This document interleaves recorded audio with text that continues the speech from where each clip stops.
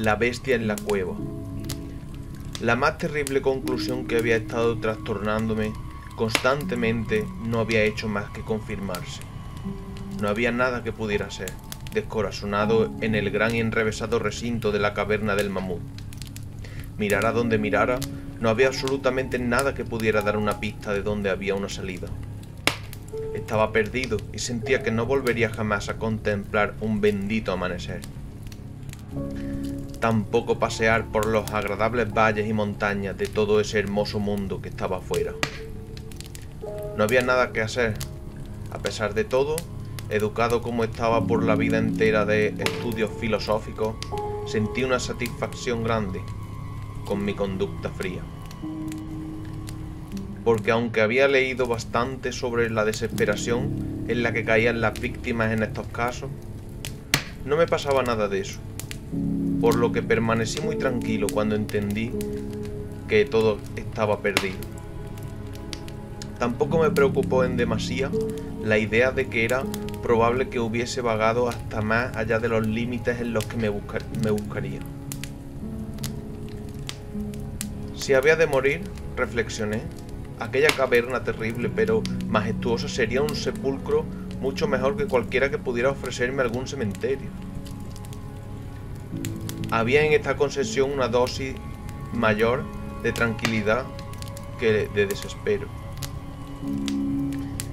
Iba a perecer de hambre, estaba seguro de ello. Sabía que algunos se habían vuelto locos en circunstancias como esta. Pero no acabaría yo así. Yo solo era el causante de mi desgracia. Me había separado del grupo de visitantes sin que el guía me advirtiera.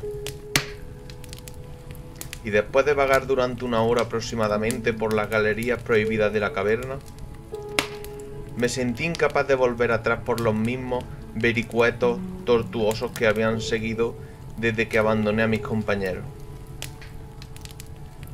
La luz de mi antorcha comenzaba a expirar.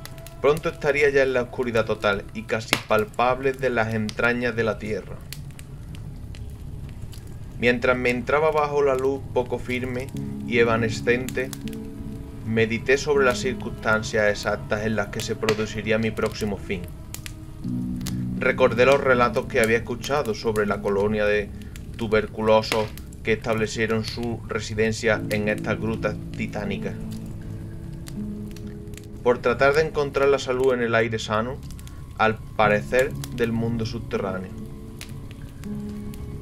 cuya temperatura era uniforme para su atmósfera e impregnando su hábito de una apacible quietud en vez de la salud.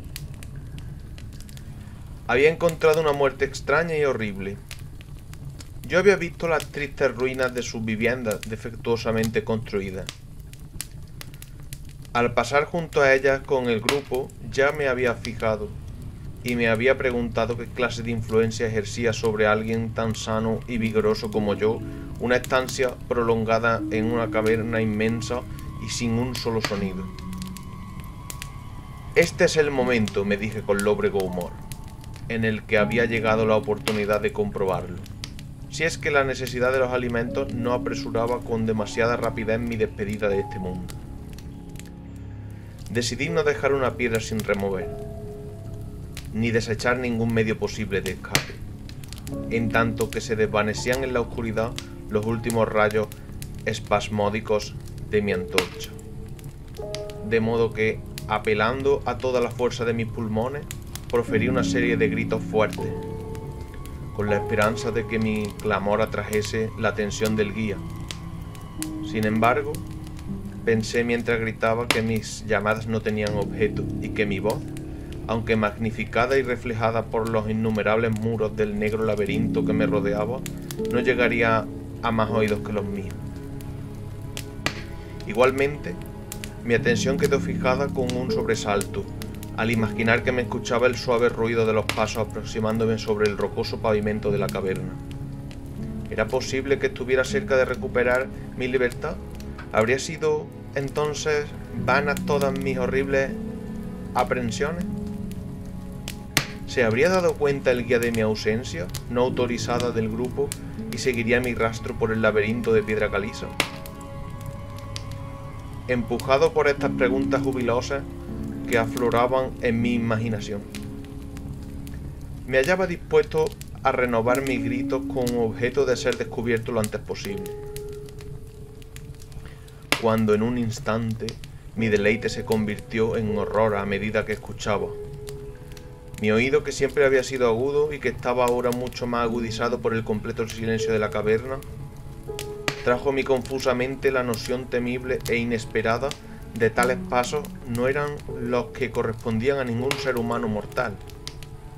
Los pasos del guía que llevaba botas hubieran sonado en la quietud ultraterrena de aquella reunión subterránea como una serie de golpes agudos e incisivos.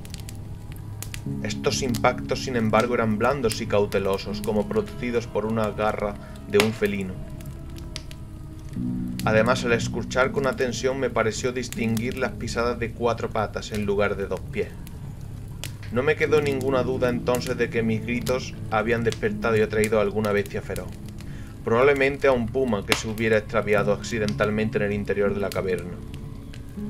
Consideré que era posible que el Todopoderoso destinara para mí una muerte más rápida y piadosa que la que sobrevendría por hambre, sin embargo. El instinto de conservación, que nunca duerme del todo, se agitó en mi seno. Y aunque el escapar del peligro que se me aproximaba no serviría sino para preservarme para un fin más duro y prolongado, determiné a pesar de todo vender mi vida lo más cara posible. Por muy extraño que pueda parecer, no podía mi mente atribuir al visitante intenciones que no fueran hostiles. Fue así como me quedé muy quieto, con la esperanza de que la bestia, al quedarse sin un sonido que la guiase, perdiese el rumbo, como me había sucedido a mí, y pasase de largo a mi lado. Pero no estaba destinada esta esperanza a realizarse. Los extraños pasos avanzaban sin titubear. Era evidente que el animal sentía mi olor, que sin duda podía seguirme desde una gran distancia, en una atmósfera como la caverna, libre por completo de otros efluvios que pudieran distraerlo. También advertí, por tanto, que tendría que estar armado para defenderme de un misterioso e invisible ataque en la oscuridad, y tanteé a mi alrededor en busca de los mayores entre los fragmentos de las rocas que estaban esparcidos por todas partes en el suelo de la caverna, y tomando uno en cada mano para su uso inmediato, esperé con resignación el resultado inevitable. Pasaban los instantes y las horrendas pisadas de las zarpas se aproximaban. En verdad era muy extraña la conducta de aquella criatura. La mayor parte del tiempo las pisadas parecían ser las de un cuadrúpedo, que caminase con una singular falta de concordancia entre las patas anteriores y posteriores. Pero intervalos breves y frecuentes me parecía que tan solo 2 patas realizaban el proceso de locomoción. Me preguntaba cuál sería la especie del animal que iba a encararse conmigo. Debía tratarse, pensé, de alguna bestia desafortunada que había apagado la curiosidad que la llevó a investigar una de las entradas de la tenebrosa gruta, con un confinamiento de por vida en sus recintos interminables. Sin duda le serviría de alimento a los peces ciegos, murciélagos y ratas de la caverna, así como algunos de los peces que son arrasados a su interior cada crecida del río Verde, que comunica de cierta manera oculta con las aguas subterráneas. Ocupé mi terrible vigilia con grotescas conjeturas sobre las alteraciones que podría haber producido la vida en la caverna sobre la estructura física del animal.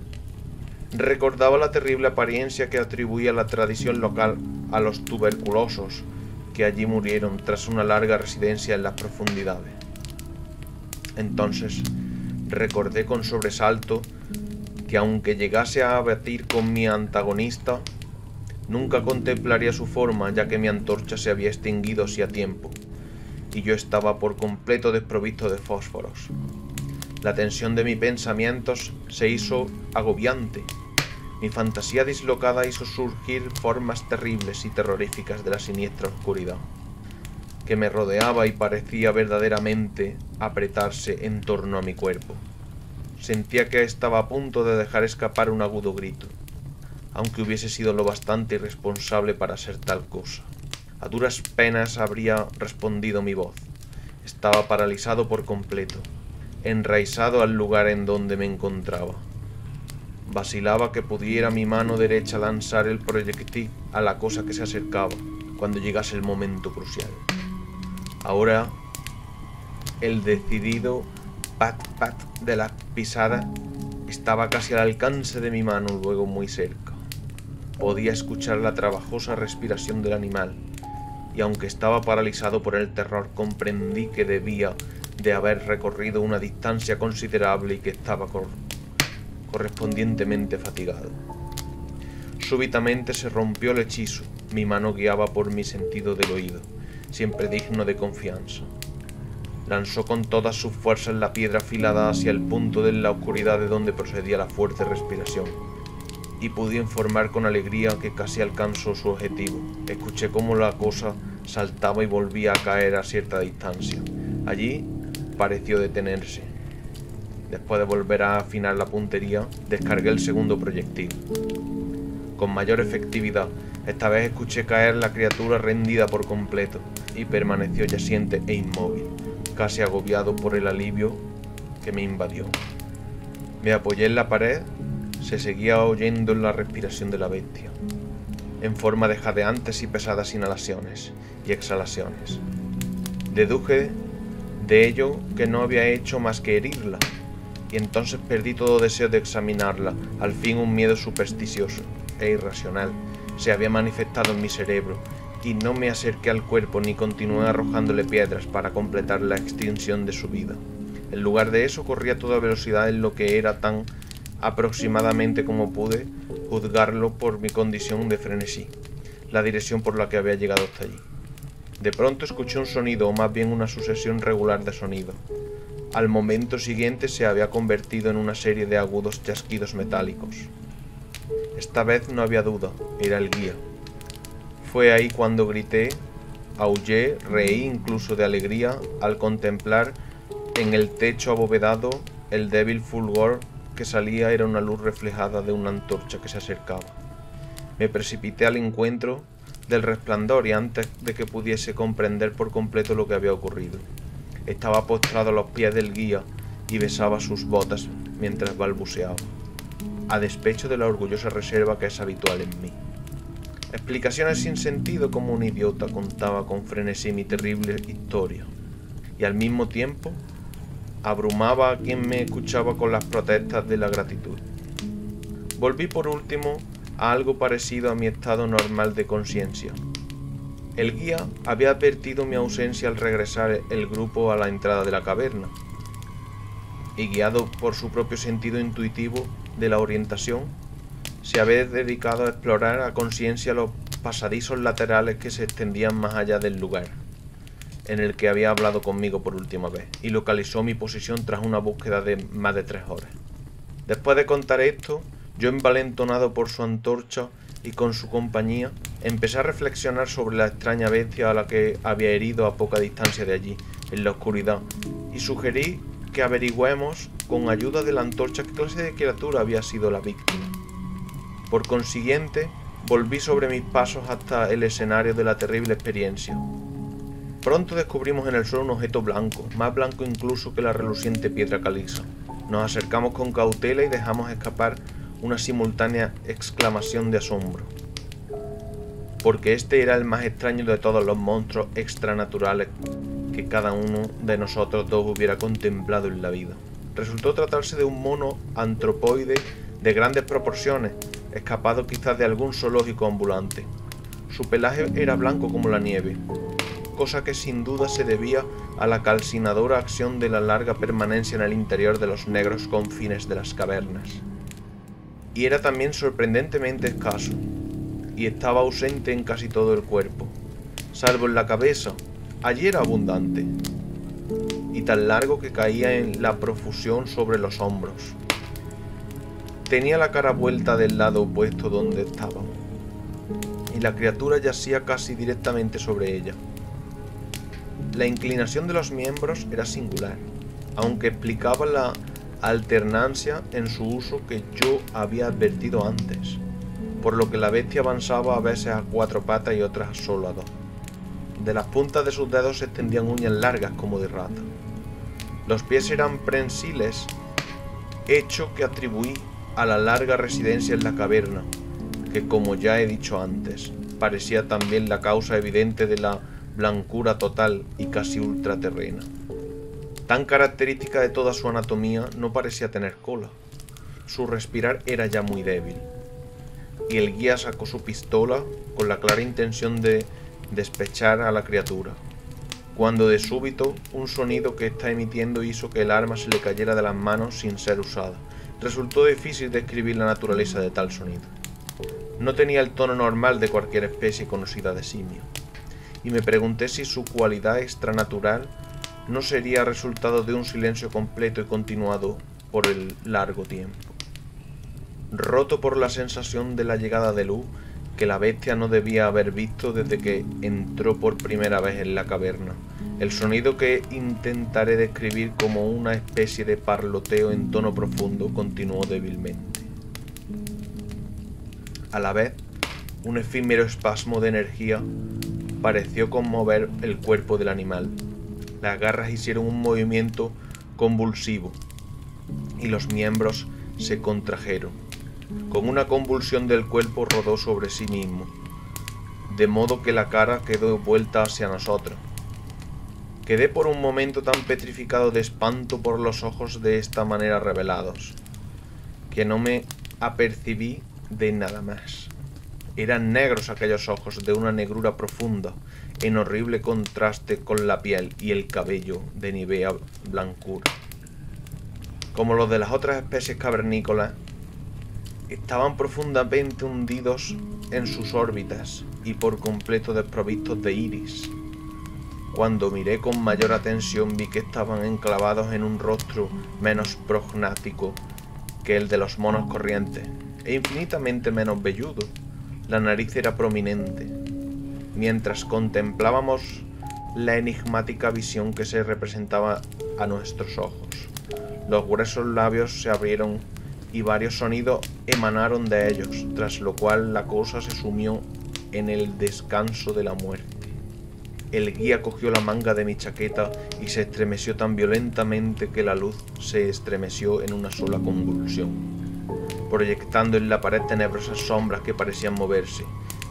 Yo no pude moverme, estaba de nuevo petrificado, preso completamente del horror, y mis ojos fijos en el suelo delante de mí. Todo temor se esfumó, en su lugar me embargaron sentimientos de compasión, asombro y respeto. Todos los sonidos que había emitido esta criatura, que estaba tendida en este horroroso lugar, hizo que nos diéramos cuenta de una tremenda verdad. Esta criatura que yo había golpeado y a la que le había robado la vida, la extraña bestia de la cueva maldita, era o fue alguna vez un hombre.